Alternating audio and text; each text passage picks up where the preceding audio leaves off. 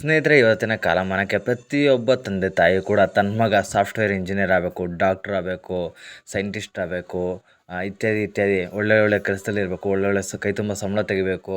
ಸಂಬಳ ಯಾವ ರೀತಿ ತೆಗಿಬೇಕು ಅಂದರೆ ಅವನ ಲೈಫ್ ಫುಲ್ ಸೆಟ್ಲ್ ಆಗ್ಬಿಡ್ಬೇಕು, ಮತ್ತು ನಮಗೆ ಬಂದಿರೋ ಕಷ್ಟಗಳು ನನ್ನ ಮಗನಿಗೆ ಬರಬಾರ್ದು ಅಂತ ಈ ಡಾಕ್ಟರು, ಇಂಜಿನಿಯರು ಏನು ಕೋರ್ಸಸ್ ಬೇಕಾಗುತ್ತೆ ಆ ಕೆಲಸ ತೊಗೊಳೋದಕ್ಕೆ ಆಯಾಯ ಕೋರ್ಸ್ಗಳನ್ನು ಓದಿಸ್ತಾ ಇರ್ತಾರೆ. ಪ್ರತಿದಿನ ಟ್ಯೂಷನ್ನು, ಕೋಚಿಂಗು, ಸ್ಕೂಲು, ಕಾಲೇಜು ಅಂತ ಮಕ್ಕಳ ಮೇಲೆ ಇಲ್ಲ ಸಲ್ಲದ ಪ್ರೆಷರ್ನ ಹಾಕ್ತಾ ಇರ್ತಾರೆ.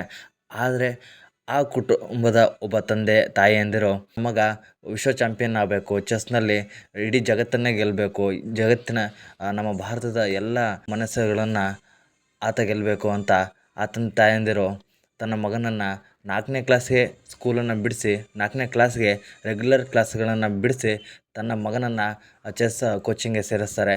ಆ ಹುಡುಗ ಇವತ್ತು ತನ್ನ 18ನೇ ವಯಸ್ಸಿನಲ್ಲೇ ವಿಶ್ವ ಚಾಂಪಿಯನ್ ಆಗಿ ಇವತ್ತು ನಮ್ಮ ಮುಂದೆ ಬಂದಿದ್ದಾರೆ.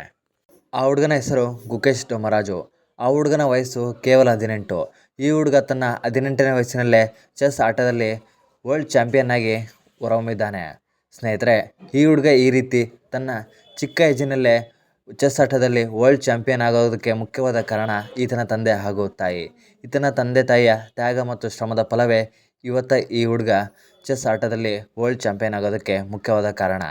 ನಮ್ಮ ಭಾರತ ದೇಶದಲ್ಲಿ ಚೆಸ್ ಆಟದಲ್ಲಿ ಅತ್ಯಂತ ಕಿರಿಯ 2ನೇ ಆಟಗಾರ ಅನ್ನೋ ಹೆಗ್ಗಳಿಕೆಗೆ ಈ ಹುಡುಗ ಪಾತ್ರನಾಗ್ತಾನೆ.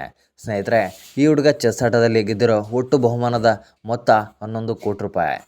ವಿಶ್ವಶ್ರೇಷ್ಠ ಆಟಗಾರ ಆಗಿರೋ ಚೀನಾದ ಡಿಂಗ್ ಲಿರನ್ ಅವರನ್ನು ಈ ಹುಡುಗ ಸೋಲಿಸಿದ್ದಾನೆ.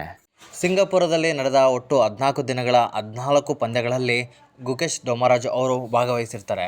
ಸ್ನೇಹಿತರೆ, ಕೊನೆಯ ಪಂದ್ಯ ಅಂದರೆ 14ನೇ ಪಂದ್ಯದಲ್ಲಿ ಮಾಜಿ ಚಾಂಪಿಯನ್ ಆಗಿದ್ದ ಲಿರನ್ಸ್ ಆಟಗಾರ ಒಂದು ಮೈನಸ್ ಪಾಯಿಂಟ್ ಮಾಡಿಬಿಡ್ತಾರೆ. ಆ ಮೈನಸ್ ಪಾಯಿಂಟೇ ಗುಕೇಶ್ ಡೊಮರಾಜು ಅವರಿಗೆ ಪ್ಲಸ್ ಪಾಯಿಂಟ್ ಆಗಿಬಿಡುತ್ತೆ. ಲಿರನ್ಸ್ ಆಟಗಾರರು ಗೆಲ್ಲೋ ಎಲ್ಲ ಲಕ್ಷಣಗಳು ಇದ್ವು.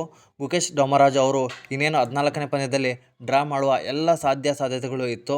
ಆದರೆ ಲಿರನ್ಸ್ ಅವರು ಮಾಡಿದ ಒಂದು ಎಡವಟ್ಟಿನಿಂದ ಗುಕೇಶ್ ಡೊಮರಾಜು ಅವರು ಗೆಲುವನ್ನು ಸಾಧಿಸಿಬಿಡ್ತಾರೆ. ವರ್ಲ್ಡ್ ಚಾಂಪಿಯನ್ಶಿಪ್ ಆಗಿ ಹೊರಹೊಮ್ಮುತ್ತಾರೆ. ಗುಕೇಶ್ ಡೊಮರಾಜು ಅವರು ಈ ರೀತಿ ಗೆಲುವನ್ನು ಸಾಧಿಸಿ 11 ಕೋಟಿ ರೂಪಾಯಿಯ ಬಹುಮಾನದ ಮೊತ್ತವನ್ನು ಗಳಿಸ್ಕೊಳ್ಳೋದಕ್ಕೆ ಒಂದೇ ಒಂದು ರಾತ್ರಿಯಲ್ಲಿ ಸಾಧ್ಯ ಆಗಲಿಲ್ಲ. ಅವರು ಹುಟ್ಟಿದಾಗಿನಿಂದ ಅಂದರೆ 7ನೇ ವಯಸ್ಸಿನಿಂದ ಈ ಚೆಸ್ ಆಟದಲ್ಲಿ ಸತತವಾಗಿ ತೊಡಗಿದ್ರು. 7ನೇ ವಯಸ್ಸಿಗೆ ಚೆಸ್ ಕಡೆ ವಿಶೇಷವಾದ ಆಸಕ್ತಿಯನ್ನು ಇವರು ತೋರಿಸ್ತಾ ಇರ್ತಾರೆ.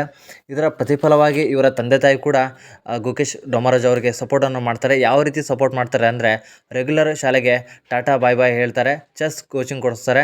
ಅದಾದ ನಂತರ 2017ರಲ್ಲಿ ಇಂಟರ್ನ್ಯಾಷನಲ್ ಮಾಸ್ಟರ್ ಚಾಂಪಿಯನ್ ಆಗಿ ಇವರು ಊರೂರು ಸುತ್ತುತ್ತಾರೆ. ತಂದೆ ಕೂಡ ಮಗನಿಗೆ ಹೆಲ್ಪ್ ಮಾಡೋಕ್ಕೋಸ್ಕರ ಮಗನಿಗೆ ಸಹಾಯ ಆಗೋಗ್ಲಿ ಅಂತ ಪಂದ್ಯ ಎಲ್ಲೆಲ್ಲಿ ನಡೀತಾ ಎಲ್ಲೆಲ್ಲಿ ಹೋಗ್ಬೇಕಲ್ವ, ಅದ್ರ ಸಲುವಾಗಿ ಅವರ ತಂದೆ ಕೂಡ ತನ್ನ ಕೆಲಸವನ್ನು ಬಿಟ್ಬಿಡ್ತಾರೆ.